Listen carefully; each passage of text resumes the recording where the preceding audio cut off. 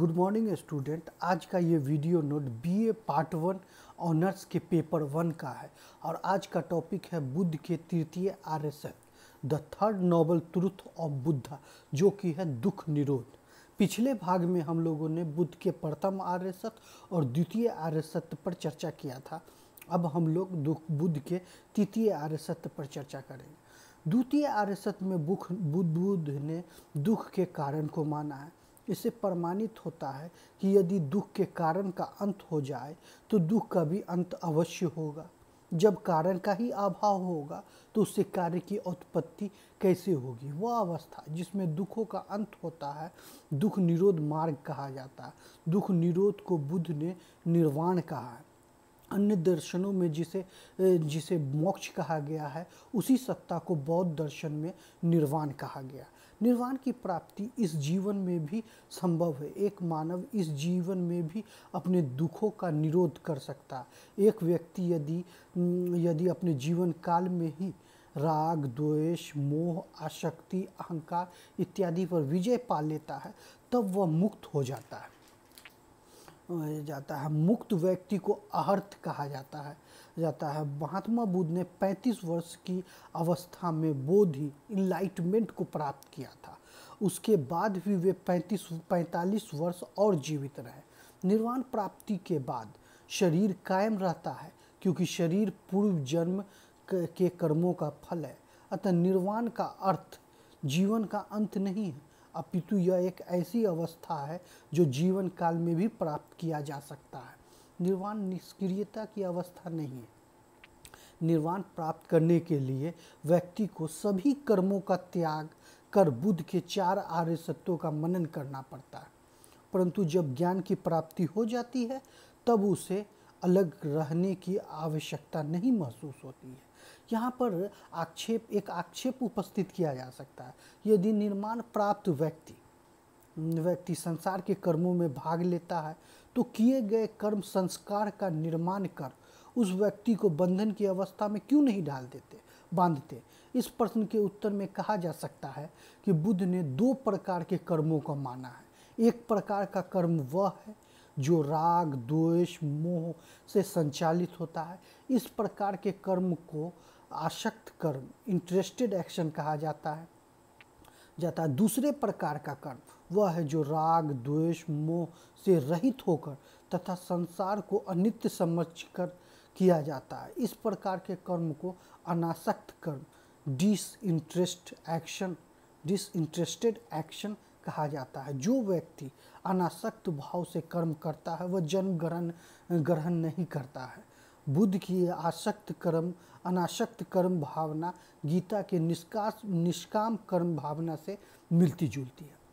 कुछ विद्वानों ने निर्वाण का शाब्दिक अर्थ बुझा हुआ, ब्लोन आउट लिया है, तो अन्य कुछ विद्वानों ने निर्वाण का अर्थ शीतलता, कूलिंग लिया।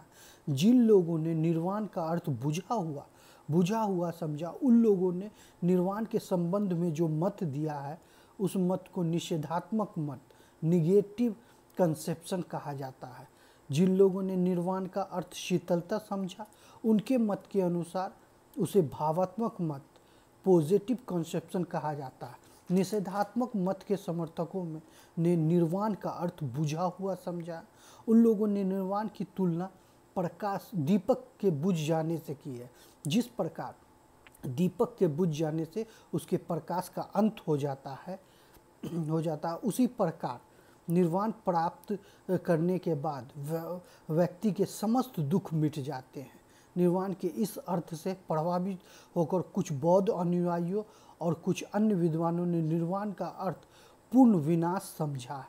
इनके अनुसार निर्वाण प्राप्त करने के बाद व्यक्ति के अस्तित्व का विनाश, सेसेशन ऑफ एग्जिस्टेंस हो जाता है। प्रोफेसर मैक्स मुलर और चाइल्डर्स ने निर्वाण विषयक वाक्यों का सतर्क अध्ययन करने के बाद यह निष्कर्ष निकाला है कि निर्वाण का अर्थ कहीं भी पूर्ण विनाश नहीं है। यह सोचना कि निर्वाण व्यक्तित्व विनाश की अवस्था है, बुद्ध के अनुसार एक दृष्टापूर्ण विमुक्तता है। भावात्मक मत के समर्थकों ने निर्वाण का अर्थ शीतलता, कूलिंग लिया है। बौद्ध धर्म में वासना, क्रोध, मोह, भ्रम, दुख इत्यादि को अग्नि के तुल्य माना गया है। निर्वाण का अर्थ वासना एवं दुख रूपी आग का ठंडा हो जाना है। निर्वाण के इस अर्थ पर जोर देने के फलस्वरूप कुछ विद्वानों ने निर्वाण को आनंद की अवस्था, स्टेट ऑफ ब्लिस कहा। इस मत के मानने वालों में professor Max Muller, Childers, Shrimati Rhys Davids, doctor Radha Krishnan, Poussin इत्यादि के नाम विशेष उल्लेखनीय। निर्वाण का मुख्य स्वरूप यह है कि वह अनिर्वचनीय है। डॉक्टर दास गुप्ता ने कहा है, लौकिक अनुभव के रूप में निर्वाण का निर्वचन मुझे एक असाध्य कार्य प्रतीत होता है। यह एक ऐसी स्थिति है जहाँ सभी लौकिक अनुभव निषिद्ध हो जाते हैं। इसका विवेचन भावात्मक प्रणाली से शायद ही संभव है। डॉक्टर किथ ने भी इस तथ्य की ओर ध्यान आकृष्ट करते हुए कहा है कि सभी व्यवहारिक शब्द अवर्णनीय का वर्णन करने में असमर्थ है। बौद्ध धर्म के प्रमुख धर्मोपदेशक नागसेन ने यूनान के राजा मिलिंद के सम्मुख निर्वाण की व्याख्या उपमाओं की सहायता से की है। निर्वाण को उन्होंने सागर की तरह गहरा, पर्वत की तरह ऊंचा और मधु की तरह मधुर कहा है। निर्वाण की प्राप्ति मानव के लिए लाभप्रद होती है। इससे प्रमुख 3 लाभ प्राप्त होते हैं। निर्वाण से प्रथम लाभ यह है कि इससे समस्त दुखों का अंत हो जाता है।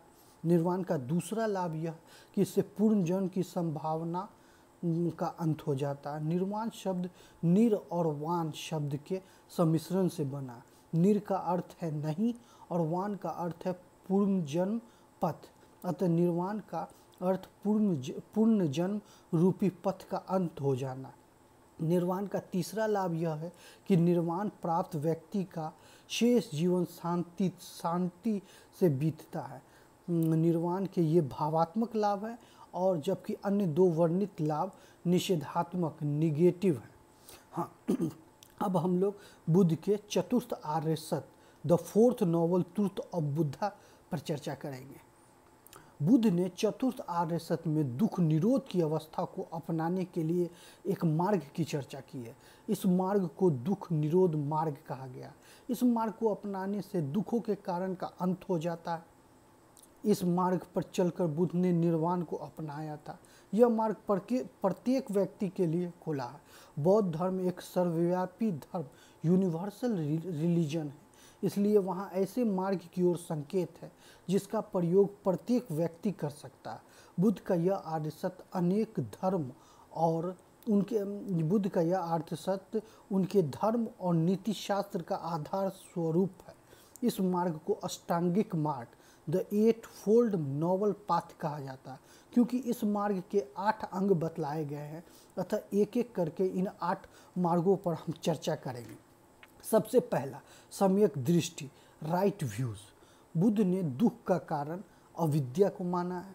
अविद्या के फलस्वरूप मिथ्या दृष्टि, रॉन्ग व्यूज का प्रादुर्भाव होता है। मिथ्या दृष्टि की प्रबलता के कारण अवास्तविक वस्तु को वास्तविक समझा जाता है। मिथ्या दृष्टि का अंत सम्यक दृष्टि से ही संभव है। वस्तुओं के यथार्थ स्वरूप को जानना ही सम्यक दृष्टि कहा जाता है। सम्यक दृष्टि का अर्थ बुद्ध के 4 आर्य सत्यों का यथार्थ ज्ञान है। दूसरा, सम्यक संकल्प, राइट रिसॉल्व। सम्यक दृष्टि सर्वप्रथम सम्यक संकल्प में रूपांतरित हो जाता है। बुद्ध के 4 आर्य सत्यों का जीवन में पालन करने का निश्चय ही सम्यक संकल्प है। निर्वाण के आदर्श को अपनाने के लिए साधक को इंद्रिय विषयों से अलग रहने, दूसरे के प्रति द्वेष तथा हिंसा के विचारों को त्याग करने का संकल्प करना चाहिए। दूसरे शब्दों में कहा जा सकता है कि जो अशुभ है उसे न करने का संकल्प ही सम्यक संकल्प है। तीसरा, सम्यक वाक, राइट स्पीच। सम्यक वाक सम्यक संकल्प की अभिव्यक्ति अथवा उसका बाहरी स्वरूप है। कोई व्यक्ति सम्यक वाक का पालन तभी कर सकता है जब वह निरंतर सत्य एवं प्रिय बोलता है। सिर्फ सत्य वचनों का प्रयोग ही सम्यक वाक के लिए पर्याप्त नहीं है। जिस वचन से दूसरों को कष्ट हो उसका परित्याग करना वांछनीय है। इस प्रकार सत्य एवं प्रिय वचनों का प्रयोग ही सम्यक वाक्य। चौथा, सम्यक कर्मांत, राइट एक्शन। निर्वाण प्राप्त करने के लिए सिर्फ सम्यक वाक्य का पालन करना ही पर्याप्त नहीं कहा जा सकता। सत्यभाषी और प्रियभाषी होने के बावजूद कोई व्यक्ति बुरे कर्मों को अपनाकर पथभ्रष्ट हो सकता है। अतः बुद्ध ने सम्यक कर्मांत के पालन का आदेश दिया है। सम्यक कर्मांत का अर्थ होगा बुरे कर्मों का परित्याग। बुद्ध के दूसरे के अनुसार बुरे कर्म 3 हैं: हिंसा, अस्तेय, स्टीलिंग, चोरी, तीसरा इंद्रिय भोग। सम्यक कर्मांत इन तीनों कर्मों का प्रतिकूल होगा। अहिंसा अर्थात दूसरे जीवों के साथ हिंसा न करना, और अस्तेय किसी की संपत्ति को नहीं चुराना, इंद्रिय संयम या इंद्रिय सुख का त्याग करना ही सम्यक कर्मांत कहा जा सकता है। पांचवा, सम्यक आजीविका, राइट लाइवलीहुड। सम्यक आजीविका का अर्थ है ईमानदारी से जीविकोपार्जन करना। यदि कोई व्यक्ति जीवन निर्वाह के लिए निषिद्ध मार्ग का सहारा लेता है तब वह अनैतिकता को प्रश्रय देता है। अतः निर्वाण प्राप्ति के लिए कटु वचन एवं बुरे कर्मों के परित्याग के साथ ही साथ जीवन निर्वाह के लिए अशुभ मार्ग का परित्याग भी परम आवश्यक है। अतः सम्यक कर्मांत को सार्थक बनाने के लिए सम्यक आजीविका का पालन अनिवार्य प्रतीत होता है। सम्यक व्यायाम। छठा, सम्यक व्यायाम। उपरोक्त 5 मार्गों को अपनाकर भी कोई साधक निर्वाण को पाने में असफल रह सकता है। इसका कारण यह है कि हमारे मन में पुराने बुरे विचार घर बना चुके हैं और नवीन बुरे विचार निरंतर मन में प्रभावित होते रहते हैं। इसलिए 4 प्रकार के प्रयत्नों को, अर्थात पुराने बुरे विचार को बाहर निकालना, नए बुरे विचारों को मन में आने से रोकना, अच्छे भावों को मन में भरना, इन भावों को मन में कायम रखने के लिए सतत क्रियाशील रहना सम्यक व्यायाम कहा जाता है। 7वां, सम्यक स्मृति, राइट माइंडफुलनेस। सम्यक स्मृति का अर्थ वस्तुओं के वास्तविक स्वरूप के संबंध में जागरूक रहना है। निर्वाण की कामना रखने वाले व्यक्ति को शरीर को शरीर, मन को मन, संवेदना को संवेदना समझना अत्यावश्यक है। इस प्रकार नाशवान वस्तुओं की स्मृति ही सम्यक स्मृति है। सम्यक स्मृति सम्यक समाधि के लिए अत्यंत महत्वपूर्ण माना जाता है। 8वां, सम्यक समाधि।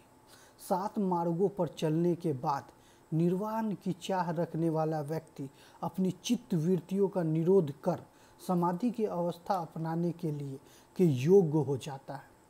बुद्ध ने समाधि की 4 अवस्थाओं को माना है जिसका वर्णन आवश्यक है। समाधि की प्रथम अवस्था में साधक को बुद्ध के 4 आर्य सत्यों का मनन कर एवं चिंतन करना पड़ता है। यह तर्क एवं वितर्क की अवस्था है। समाधि की दूसरी अवस्था में तर्क एवं वितर्क की आवश्यकता महसूस नहीं होती। इस अवस्था में आनंद एवं शांति की अनुभूति होती है। समाधि की तीसरी अवस्था का आरंभ तब होता है जब आनंद एवं शांति की चेतना के प्रति उदासीनता का भाव आता है। इस अवस्था में आनंद एवं शांति की चेतना का अभाव हो जाता है, परंतु शारीरिक आराम का ज्ञान विद्यमान रहता है। समाधि की चौथी अवस्था में शरीर के आराम एवं शांति का भाव भी नष्ट हो जाता है। इस अवस्था को प्राप्त हो जाने के बाद व्यक्ति अहर्थ द वर्थी की संज्ञा से वशीभूत हो जाता है।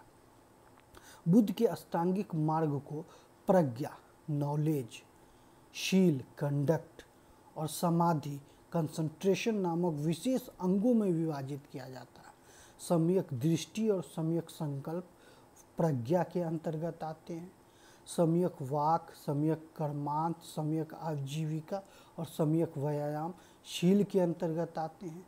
सम्यक स्मृति और सम्यक समाधि समाधि के अंतर्गत आते हैं। इस प्रकार हमारा आज का ये वीडियो समाप्त होता है। हम लोगों ने बुद्ध के चारों आर्य सत्य पर चर्चा कर चुके हैं। इसी के साथ बुद्ध के 4 आर्य सत्य समाप्त होते हैं। धन्यवाद।